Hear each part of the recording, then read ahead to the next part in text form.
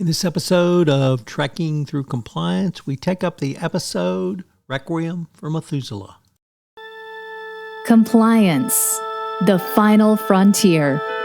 Tom Fox is the voyager of Trekking Through Compliance. His mission? To explore the original series and seek out and share what it can teach you about compliance. Here's your host, Tom Fox.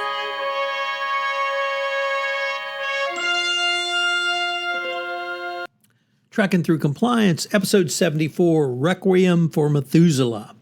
In this episode of Trekking Through Compliance, we consider the episode Requiem for Methuselah, which aired on February 14th, 1969, and occurred on Stardate 5843.7. Story Synopsis. When Kirk, Spock, and Bones beam down to a small planet in the Omega system to obtain Ritalin to counter the epidemic of Rigelian fever sweeping the Enterprise, they detect a life form despite the fact that ship's sensors have indicated it to be uninhabited. They are then attacked by the droid called M4, which is subsequently called off by its owner, Mr. Flint. Mr. Flint demands that the landing party leave the planet immediately and threatens to kill them if they do not. Kirk calls his bluff by ordering Scotty to lock phasers on their position so that an attack on the landing party will result in the death of them all. When McCoy tells Flint that the crew of the Enterprise is suffering from a disease which has the effect similar to bubonic plague, Flint recalls the progress of the disease in Constantinople in the summer of 1334. He then permits the crew 2 hours on his planet and offers him for services to collect the Ritalin. He invites them to his home. In Flint's home, McCoy is impressed to find a Shakespeare first edition, a Gutenberg Bible, lithographs by Terra Nullis of Centaurus 7. Spock examines the extensive collection of unknown Da Vinci paintings, but his tricorder reveals the materials to be of contemporary origin. Meanwhile, Flint has consulted with his protege, Rena Kontek, who begs him to allow the landing party to stay a bit longer. Flint then promises to have M4 process the Ritalin and introduces Rena to the landing party, who are smitten with her. However, she seems most interested in discussing field density and its relationship to gravitational phenomena with Mr. Spock. Flint claims Rena's parents were killed in an accident while in his employ and that he has raised her. He also says Rena possesses the equivalent of 17 university degrees in the arts and sciences. When Kirk plays billiards with Rena, Spock discovers a waltz on the piano and plays it while Kirk and Rena dance. Spock is greatly surprised, for a Vulcan at least, when he recognizes the waltz as an unknown work of Johannes Brahms, written in Brahms' own hand. In Flint's laboratory, Dr. McCoy discovers the Ritalin is contaminated with iridium at a nearly 1 part per thousand, rendering it inert and useless. When Flint goes to collect uncontaminated Ritalin, Kirk takes the opportunity to romance Rena, with whom he has fallen in love. While Kirk is thus engaged, M4 returns, prepares to attack Kirk, who is saved when Spock destroys M4 with a phaser. Flint explains that M4 misunderstood Kirk's actions as an attack and was attempting to defend Rena. Just as Kirk is beginning to feel comfortable with M4's demise, a replacement M4 created by Flint makes its appearance. Kirk contacts the Enterprise to find out information on Flint and Rena. However, the only information Uhura can provide is the planet was purchased 30 years ago by a wealthy financier and recluse named Mr. Brack.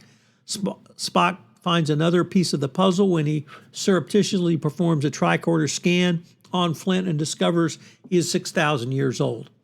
When Rena goes to say goodbye to Kirk, Kirk urges her to come away with him. Meanwhile, the Ritalin has also disappeared.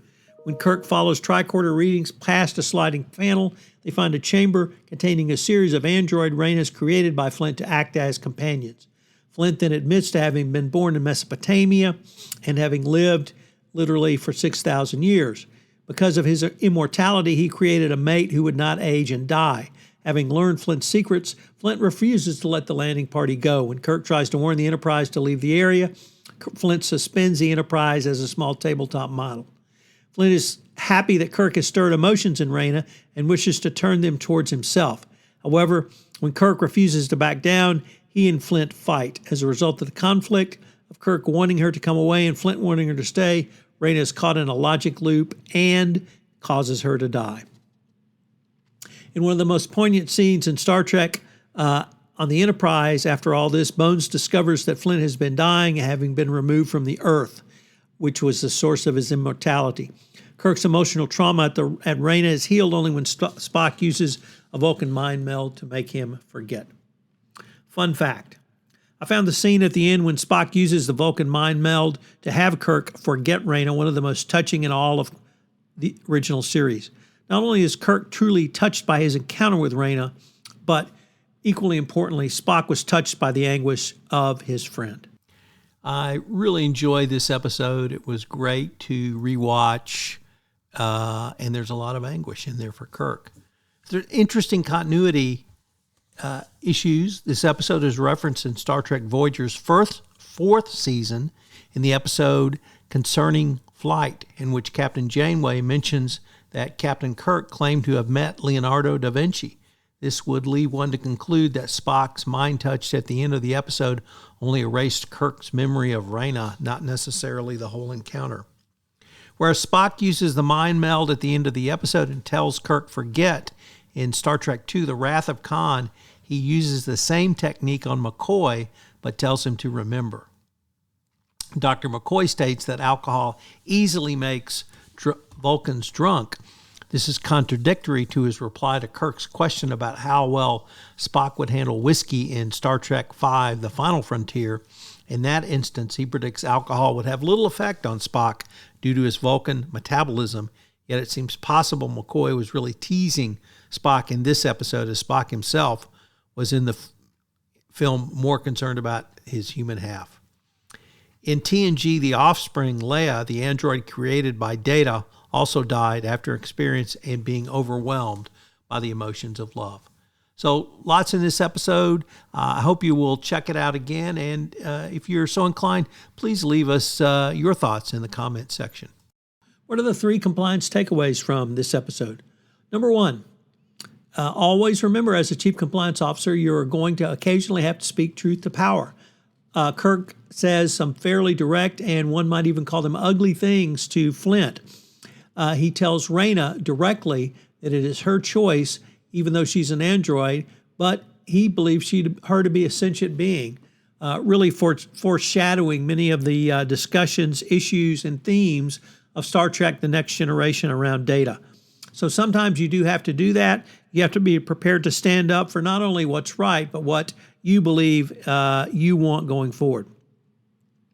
2, why is it important to bring investment into decision making? Well, investment is not, in this situation, money, but it's getting people invested in the decision. And here Kirk desperately tries to get Rayna to invest in the decision to leave with him.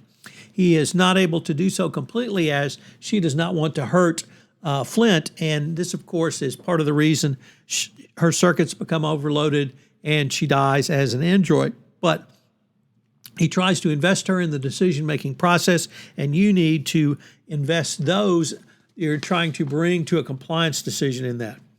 And finally, as McCoy learned when he refined the first batch of Ritalin, practice, because when it all hits the fan and it's on the line, you want to make sure that you don't make mistakes like McCoy did with the wrong Ritalin. I hope you'll join us tomorrow for the next episode of Trekking Through Compliance, which is The Way to Eden. If you enjoyed this episode of Trekking Through Compliance, you can help it grow by sharing it with the biggest Trek fan you know.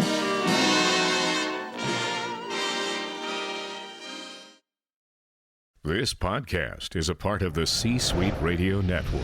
For more top business podcasts, visit c-suiteradio.com.